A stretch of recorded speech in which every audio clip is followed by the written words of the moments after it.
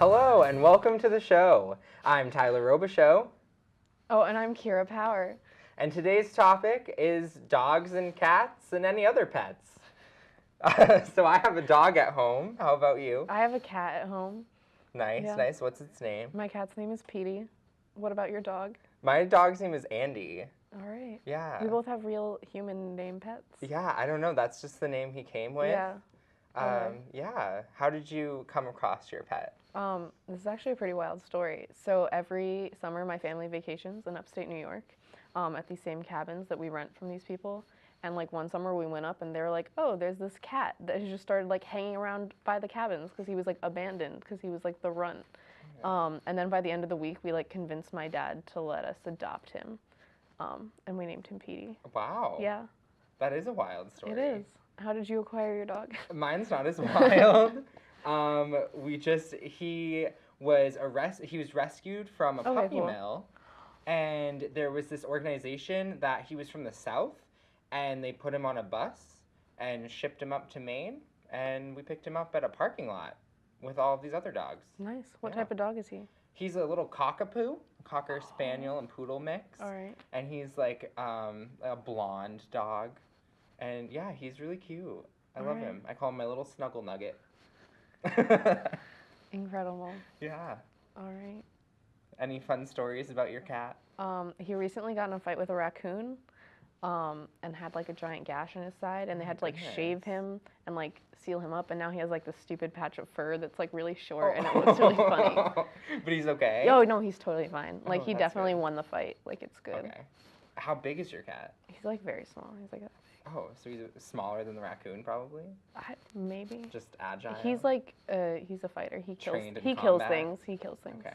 Yeah. All right. Okay, wow. Well, what a great show today. Great show. Yeah. All right. Well, thank you for watching. This was Dogs, Cats, and Other Pets.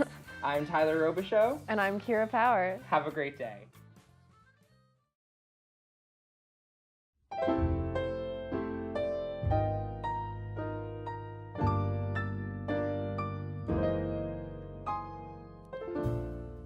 Good afternoon, and welcome to Tea Time with Tyler. Today's guest is Sebastian, and he has started his own nonprofit. Yes. So could you tell us a bit about that? Yeah, so I'm so excited to share. First of all, thank you for having me on the show. It's really an honor, and I'm excited to get some more exposure for my nonprofit. So I've started a nonprofit called American Dream Baseball, and essentially what that program does is it provides sort of funding and resources for athletes, or specifically baseball players who come from low-income homes or may not be able to, afford to play for their high school team or go do summer camps or prospect camps and things of that such. So basically, what it does is through our program, we pair each kid or student that signs up with a sponsor, and we allow them to communicate directly, and they sort of decide how they can work with each other best, whether that be, just donating a lump sum or maybe even helping this person get to practice every day by driving them to practice, things of that such. That's awesome. And you said that sponsors are going to be involved. So how does one become a sponsor? Who are these sponsors? Yeah, so it's actually really simple. You just go to our website, which is right there, down there below the screen, americandreambaseball.org, and essentially you just sign up by putting in your information, but also sort of describing the role you want to play with our organization. And the more you're willing to be involved, the more responsibility we're going to put on you. So that's sort of how it goes. And there's no cost for either party. Again, this is really just for people to connect and give students a better opportunity. Wow. And where did you get that idea?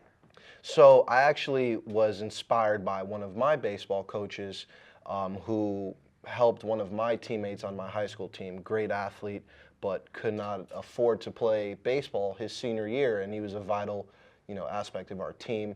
And with sort of the help of the community and this idea, we sort of brought everything together, and we're actually able to raise money for him to afford equipment, travel costs, food, all those things.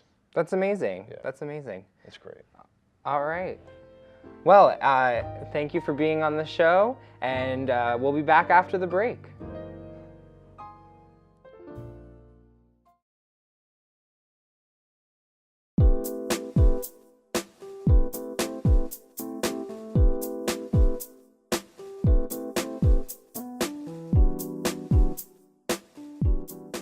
Hello, good afternoon. My name is Sebastian. And I'm Meg. And we're here discussing Boston in the winter. Now, we both have different, varying opinions on the subject. So why don't we start with Meg? Yeah, when I first came to Boston, I realized that it reminded me of New Jersey a lot. It's not too much colder, but I love the fact that you can usually count on Boston to give you some snow. People in Boston are prepared for the snow, and they don't freak out. That's true. And Boston's really pretty in the snow. Boston Common looks amazing. The wind on top of Tufts Hill is sometimes brutal, but yes, if you have the right coat and the right scarf and the right mittens and the right hat, I think it's totally fine. See, that's where I'd have to disagree because, it's just like, why go through all that effort to be cozy outside? Like, so I'm from Chicago, and I moved to Boca Raton, Florida. Now I'm in Boston, and so I kind of definitely realized that the cold is not where you want to be. Wind chilled, again, freezing temperatures, freezing pipes. My house, our heat stopped working for 2 weeks. That's a bummer. And yeah, it's just not You should fun. get a space heater. I have an amazing space heater that I got at Home Depot. It's really small, and it works really well for keeping my room warm in the cold winter months. Yeah, I mean, my only thought with that is, with the winter months, with the heat bill, your utilities, that space heater might just, add another $50 to your bill.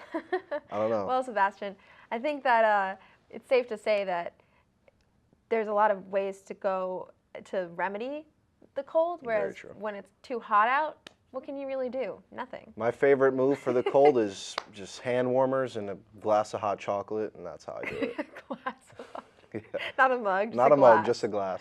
That's a good way to go. Yeah. It's awesome. Yeah. Yeah, well, thanks for tuning in, everyone. And yeah, feel free to leave us a comment in the comments below. What do you prefer, winter or summer?